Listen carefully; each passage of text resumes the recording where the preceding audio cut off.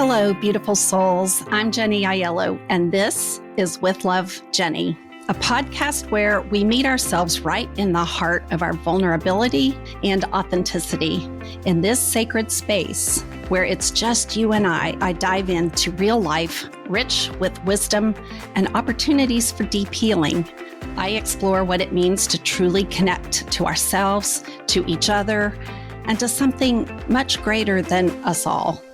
In each podcast, I like to meet life right where it touches us most, in our tenderness, in our truth, in our struggles and our strength. So wherever you are on your journey, or whatever it is that you're carrying, no matter how light or heavy, just know I'm so grateful that you're here with me today.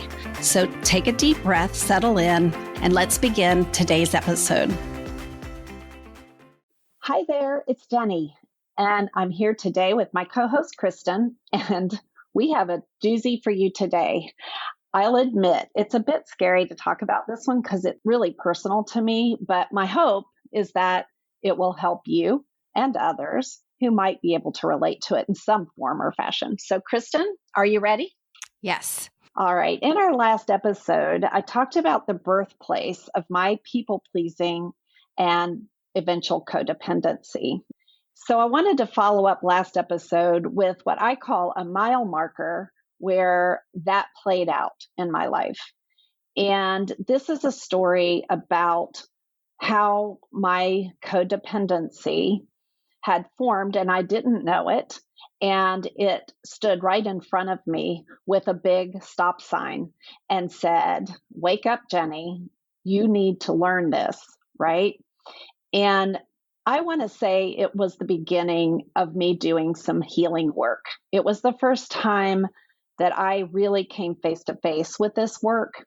And in our next episode, we're going to be actually talking about how to have the courage to step into some of this stuff, right? We like to think of it as this beautiful, blissful experience, and it's not always. It can be scary, and that's how this story was for me. So to tell this story, I have to go back where we left off on.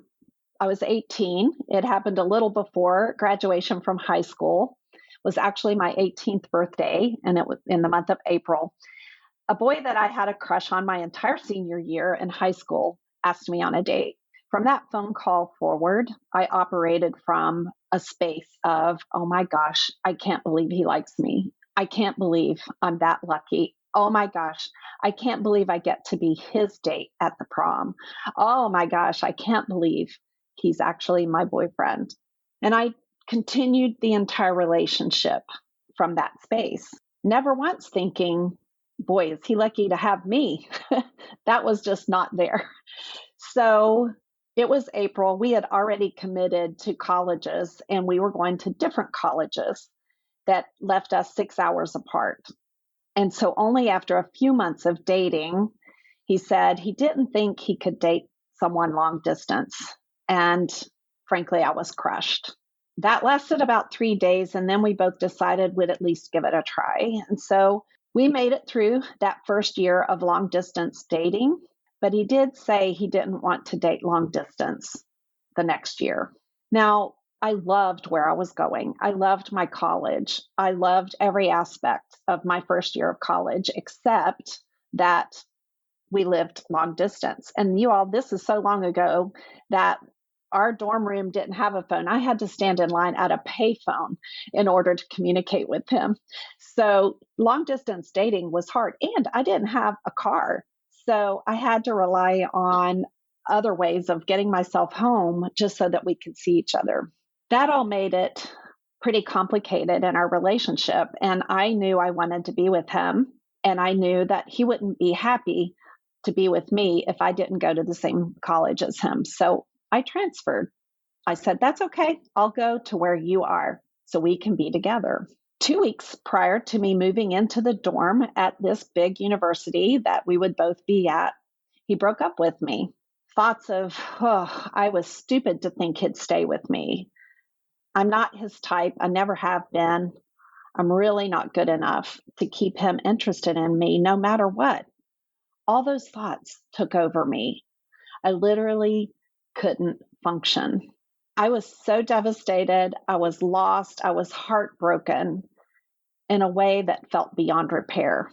And that was one of the first warning signs that something in me needed healed. But I thought it was just a heartbreak. Well, after a few months of going to college, not being in that relationship, going to college and feeling lost and alone, going to college and knowing he was dating someone else now, I realized how stuck I was.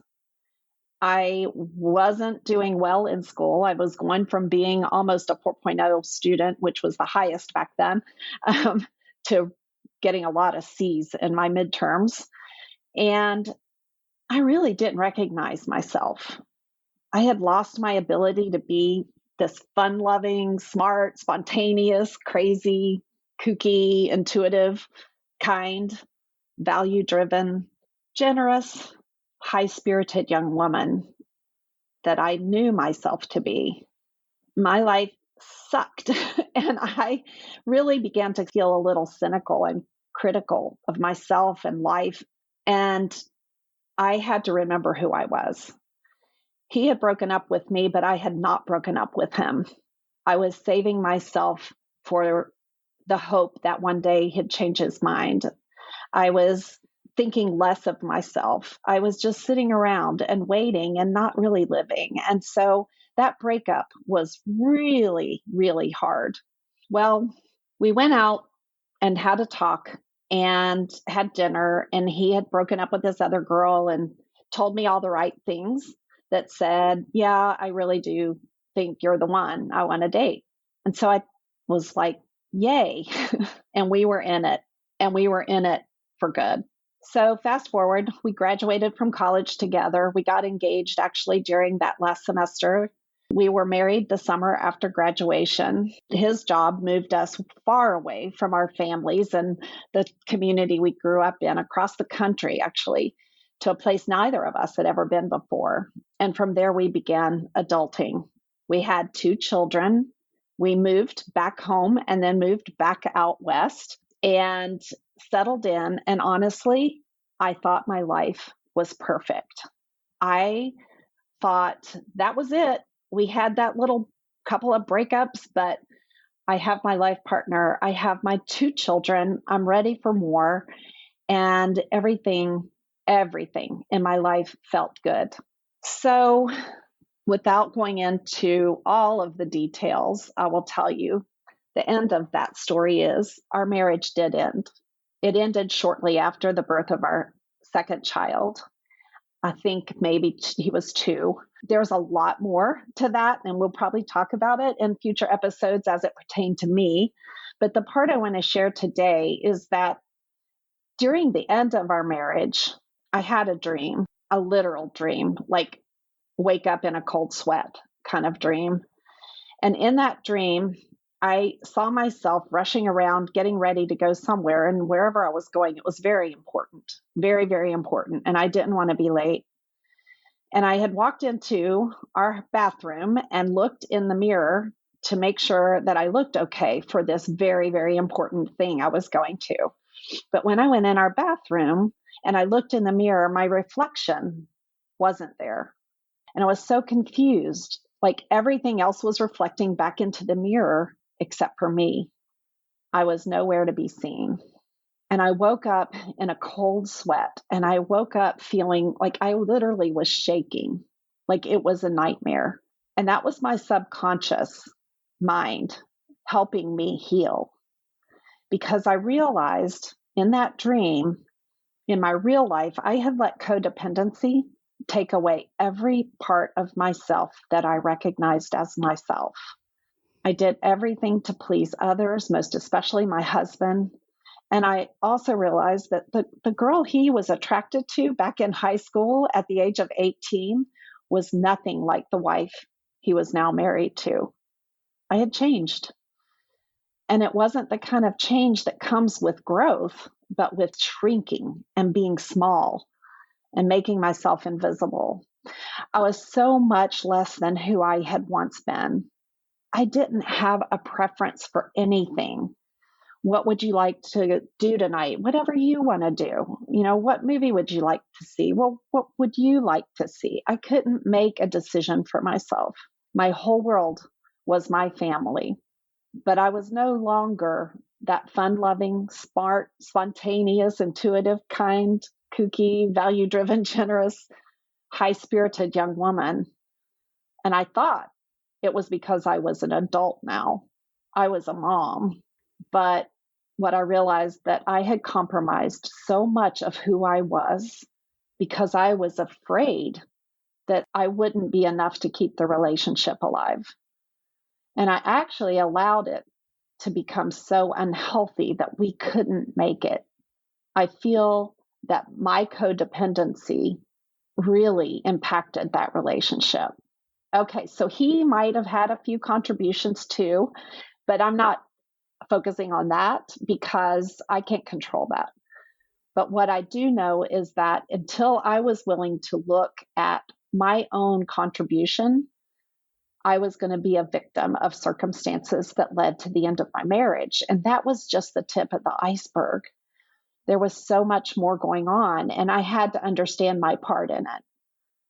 And that took a lot, because as hard as it was when we broke up the first time and only made it 3 days, as hard as it was when we broke up the second time in college, where I curled in a ball and couldn't get out of bed for days, this one was bigger.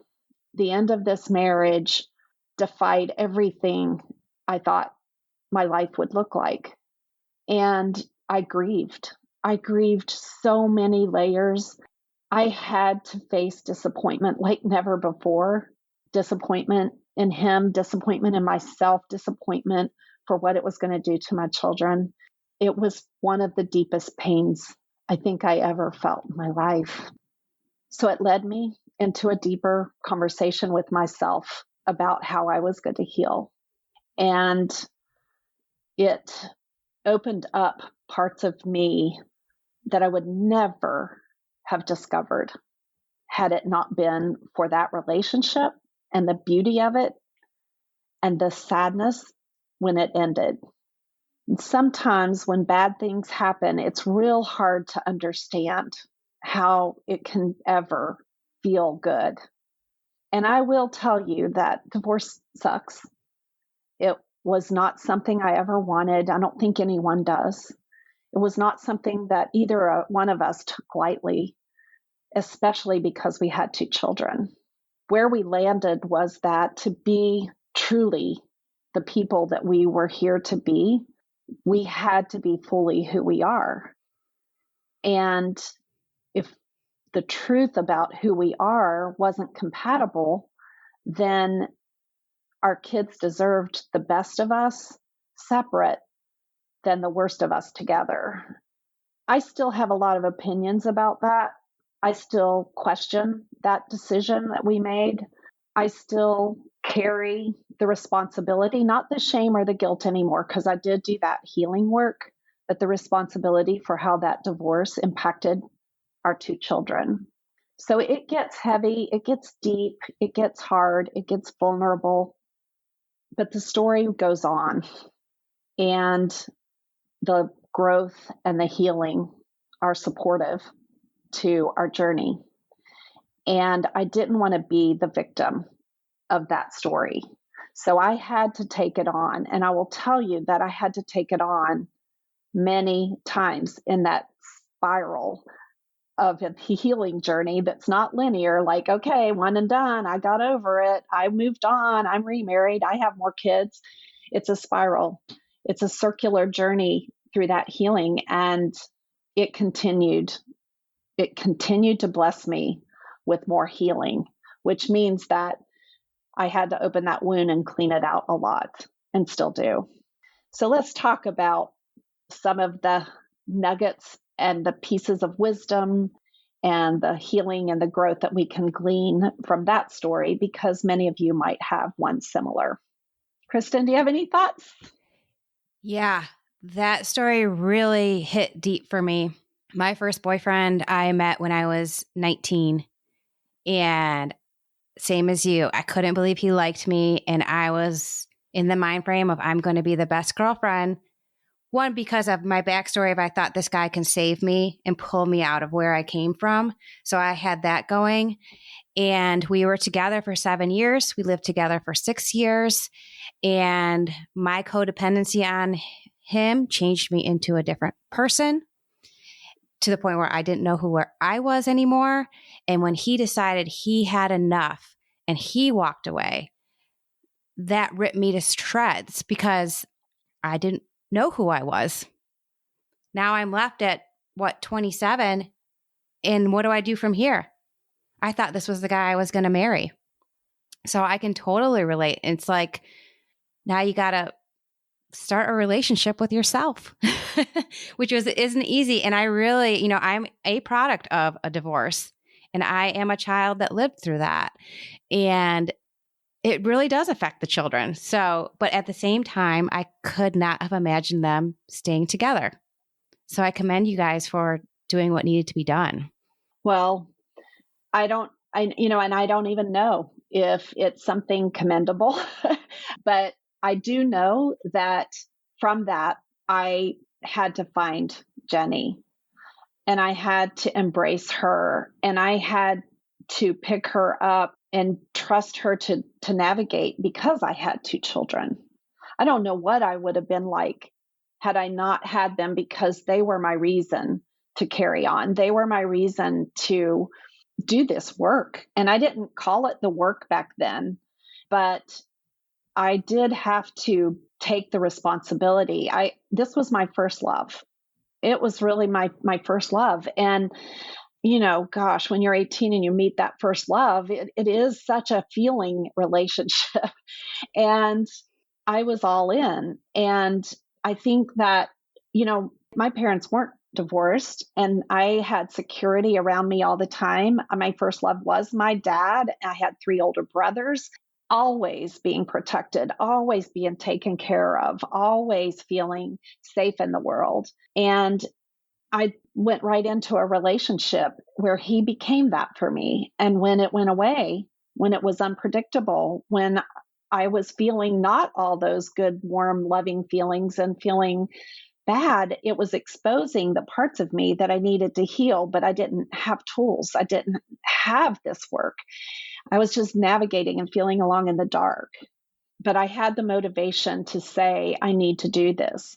If you haven't listened to our last episode, I encourage you to listen to it, because I'm going to reference something about it right now. But one of the first things that someone asked me is, who are you? If you don't know who you are, you can't see yourself in the mirror, right? So who is the real Jenny?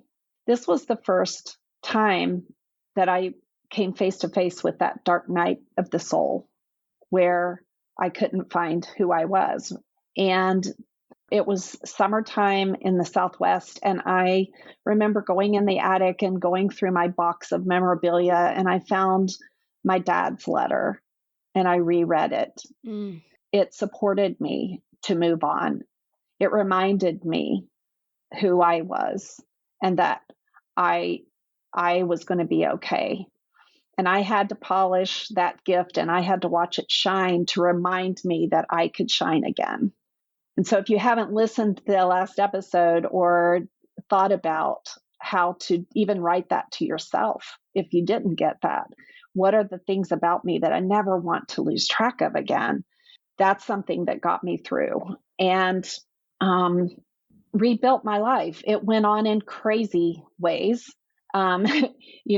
Things that unexpectedly showed up in front of me that were there all along. And it was like, oh my gosh, I rebuilt my life, and I love my life, and I remarried, and we've been married for 37 years now. And we had 3 more children. And, on the outside, I could tell you that life went on and the stories continue. And I still had more to learn about codependency. I still had more to learn about how uncomfortable I was around disappointments. I still had to learn about my stance of people pleasing. And so those are stories down the road in future episodes, because they are impacted me so deeply, but they're about a half a dozen other wounds that also did the same thing. And so this whole podcast is about exploring that inner universe of woundedness and how it plays out through our stories. One thing that you said that stood out really bold to me was the word grieving. And I think a lot of people relate grieving to an actual death. And can you tell a little more about how you allowed yourself grieve and what that did for you going forward?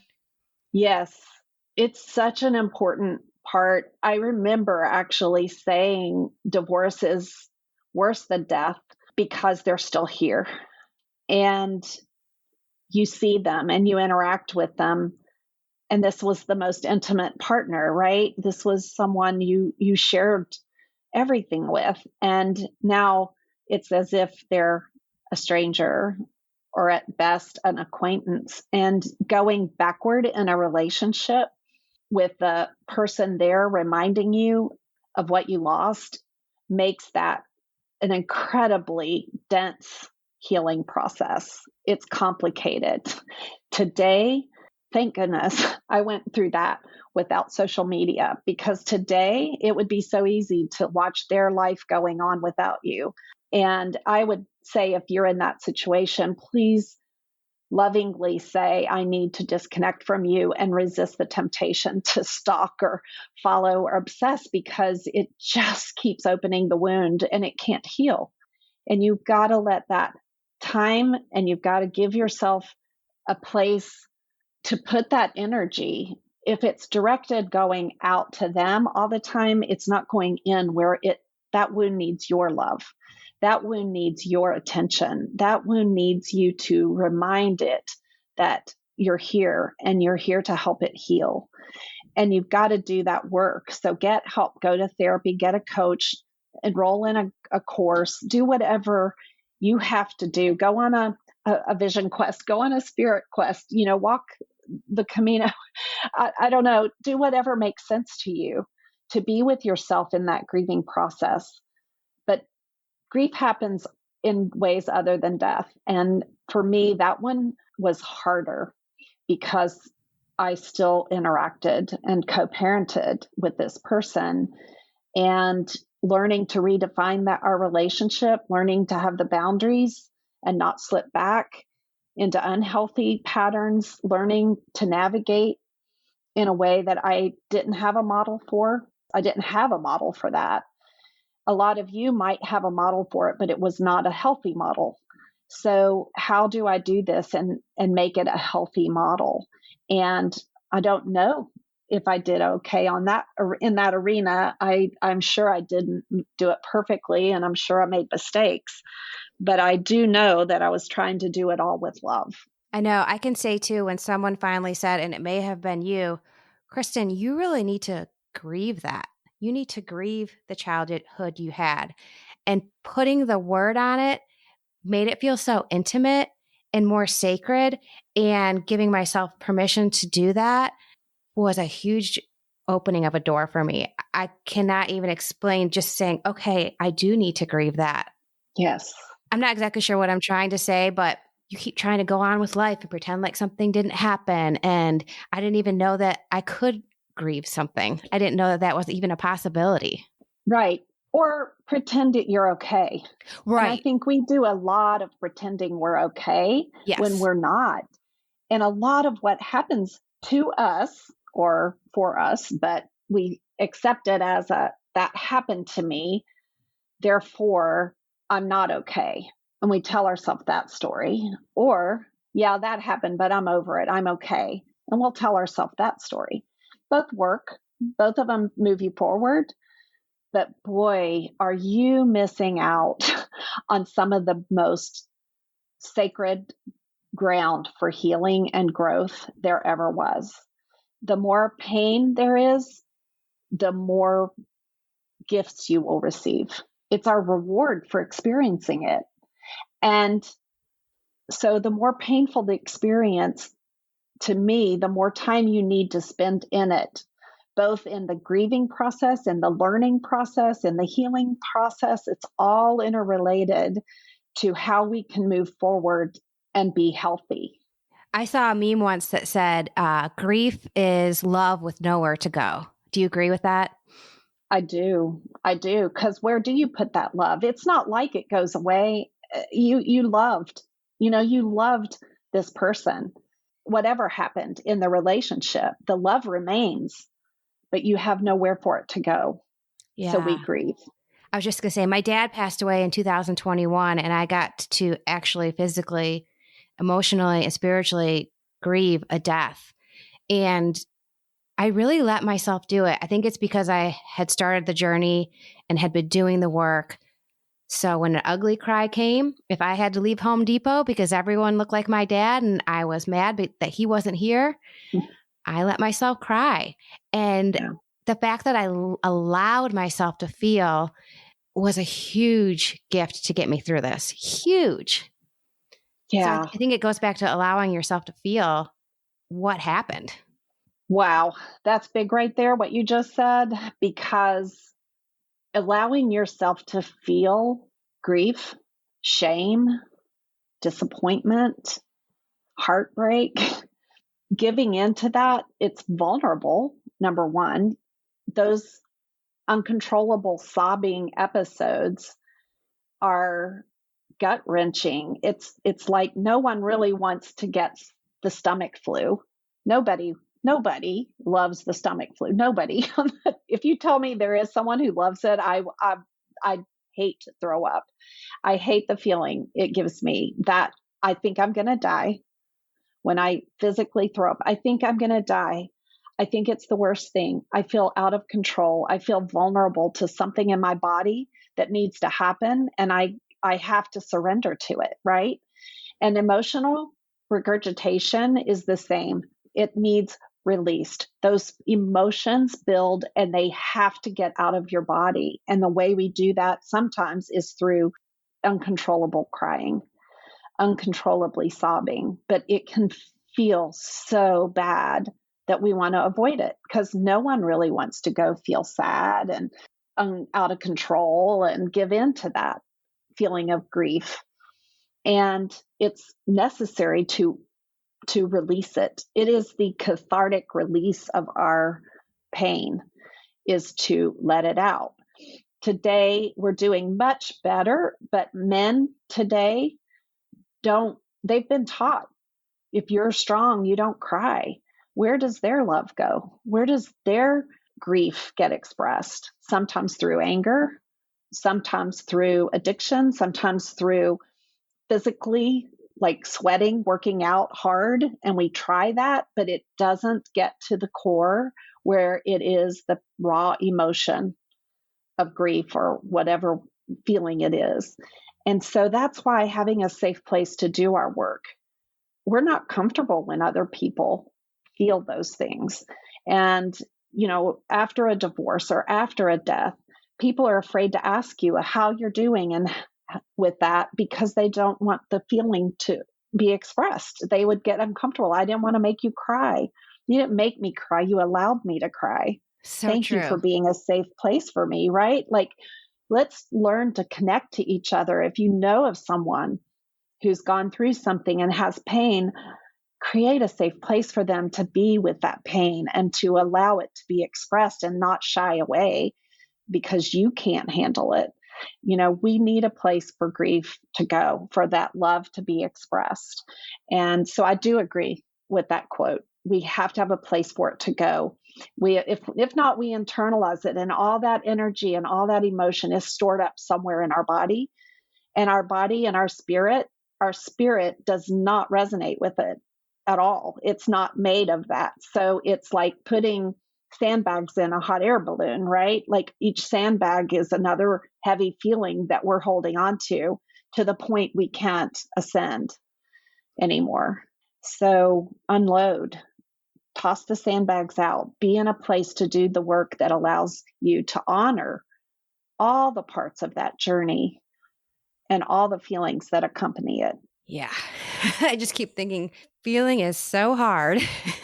We were trained not to feel. A Yeah. lot of us were trained not to feel. And people with big feelings are really trained not to feel. They're labeled and they're actually shamed for having big feelings.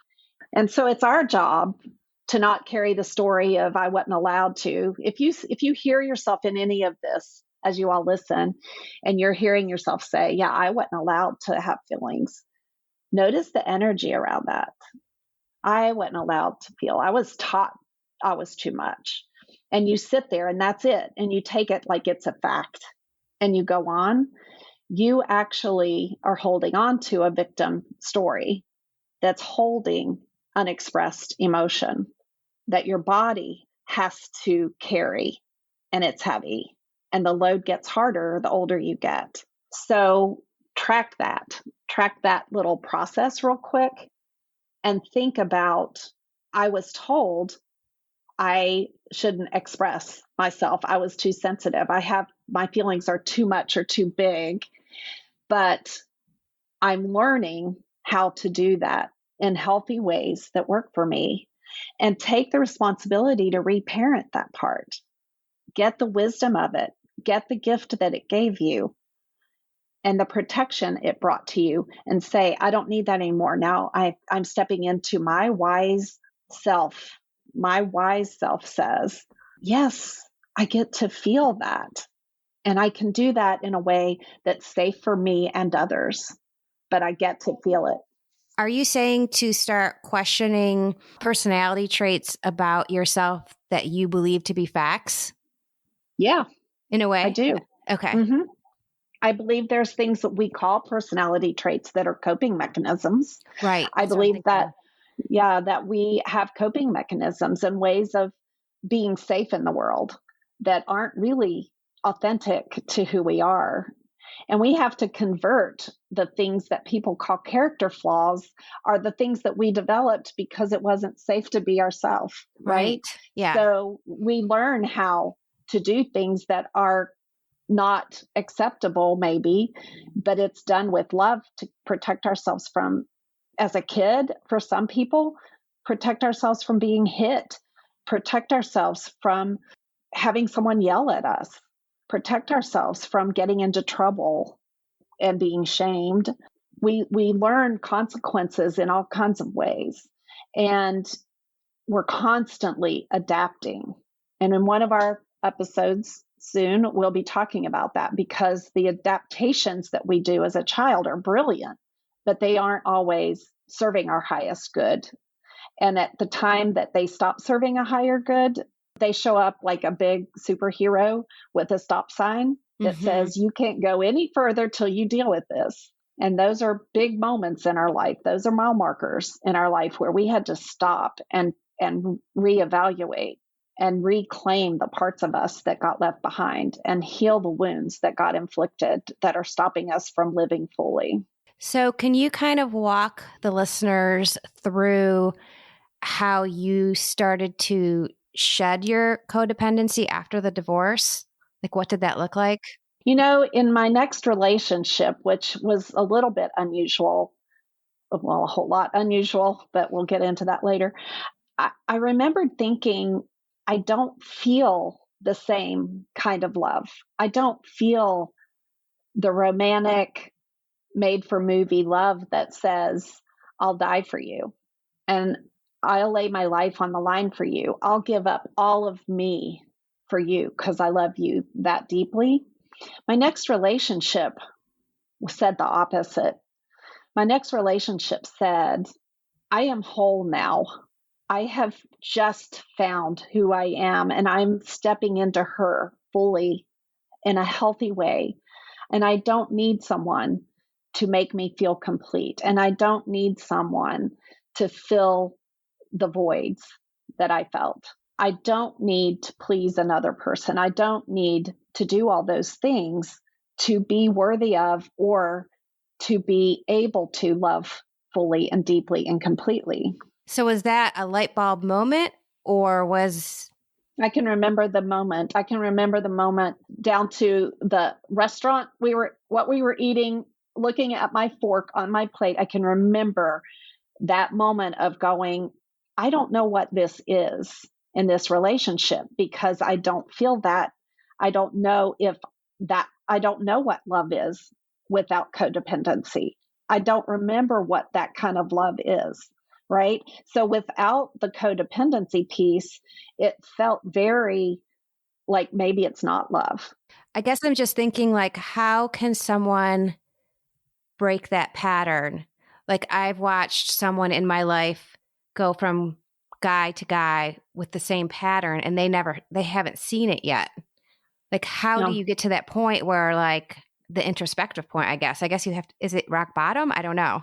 it is a form of a bottom, and it is a form of the ability to continue that pattern. And at some point, the pattern doesn't work, and you say, I need to stop this. What is going on? I'm now the common denominator.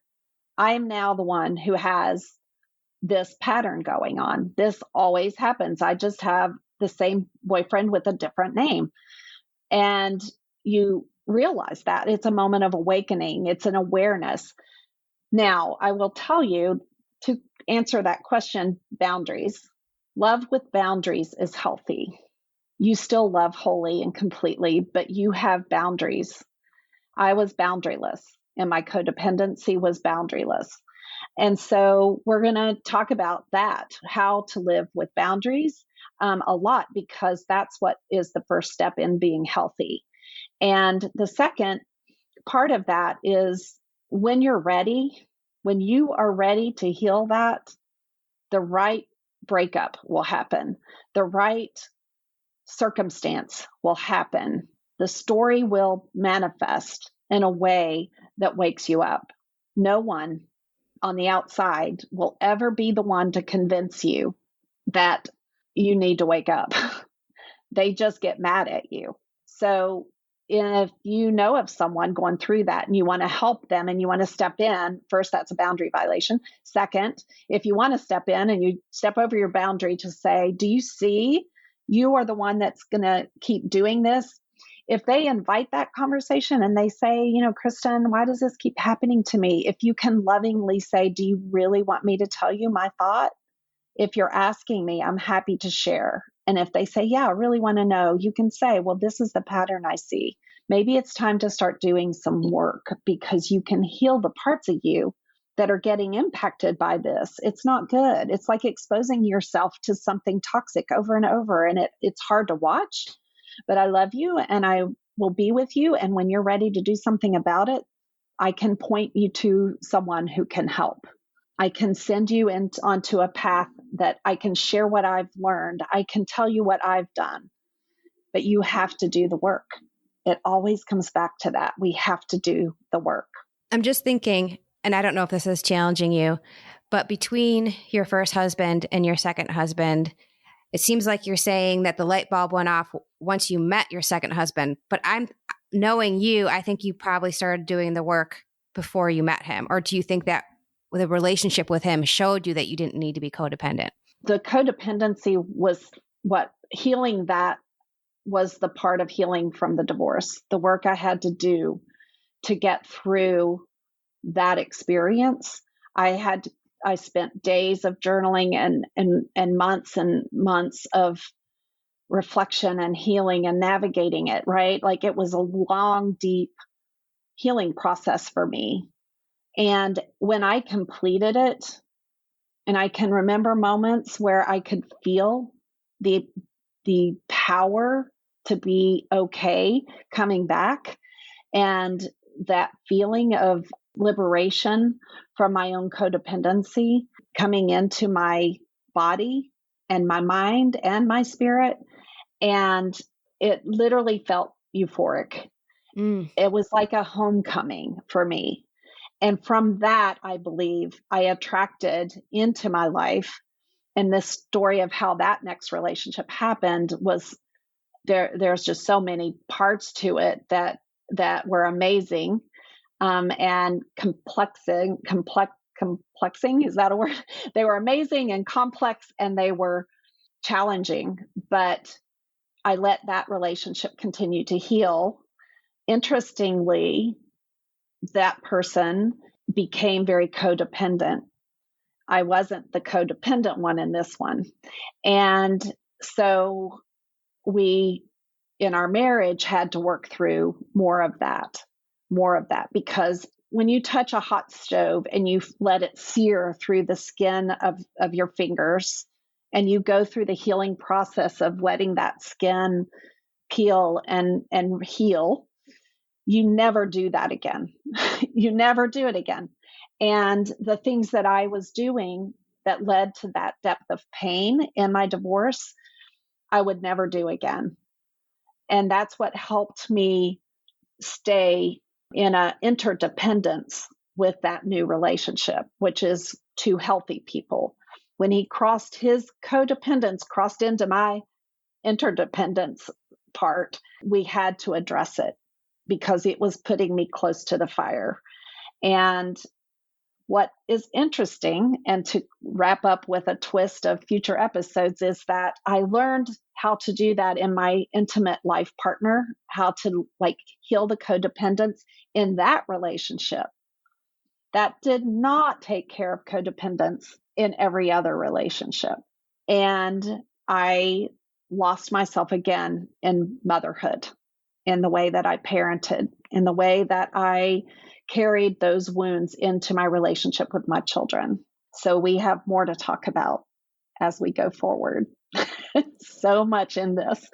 But we'll wrap up today's episode with the hope that our conversation today has brought you to a place of reflecting, that's brought you hope that if you've gone through loss, through divorce or other, if you struggle with codependency, if you think about looking in the mirror and you really don't see much of you left, that you begin to do the work, that you reach out, you get into whatever program or coaching program that supports the work, but please step on the path to rediscovering who you are without what you think you have to be whole, that's outside of you, because everything that you need is inside of you, and all the work is inside of you, and all of your strength, courage, faith, hope, and love is inside of you. It's a whole world waiting for you to turn inward, and not in a selfish way, not in a arrogant, self-centered, selfish way, but in a soulfish way. Right. Take care of your soul. It's like giving yourself permission to step onto the yellow brick road to find your way home. Yes. Yes. Yes. It's the only way. I'm a huge Wizard of Oz fan. Well, and we did mention a hot air balloon in there. So yes, we did. But yes, so step on that path and find your way home. And if anything that we've shared in this podcast today has really resonated with you and you want to look deeper into it, we're going to continue it over in the Blessing Room. And you are welcome to find us on Patreon and join us for $5 to be a part of the Blessing Room, where we continue and go deeper and more open about this conversation, as well as leaving with a gift and a blessing to take forward as some balm to some of the wounds that we might have discovered today. We'll leave a link in the show notes directing you how to get into the Blessing Room. Perfect. Kristen knows all that technology part. So thank you, Kristen. Okay, everyone, whatever this podcast has brought to you, I hope it has been a blessing, and I hope you know that we offer it with love. Take care. Thank you so much for being here with me today. I hope you found a spark of wisdom to carry with you, and maybe even a deeper invitation to heal and grow and transform through your own beautiful story. Or maybe this episode made you think of someone who could use encouragement. And if so, I hope you will share it with them. If you'd like to learn more about working with me or attending one of my healing retreats, coaching programs, and other offerings, you can visit my website at jennyaiello.com or email me directly at jenny@jaiello.com.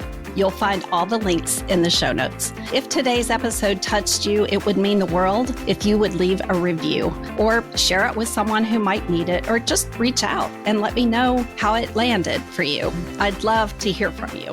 I'm building something special here. Real stories, real life, real connection.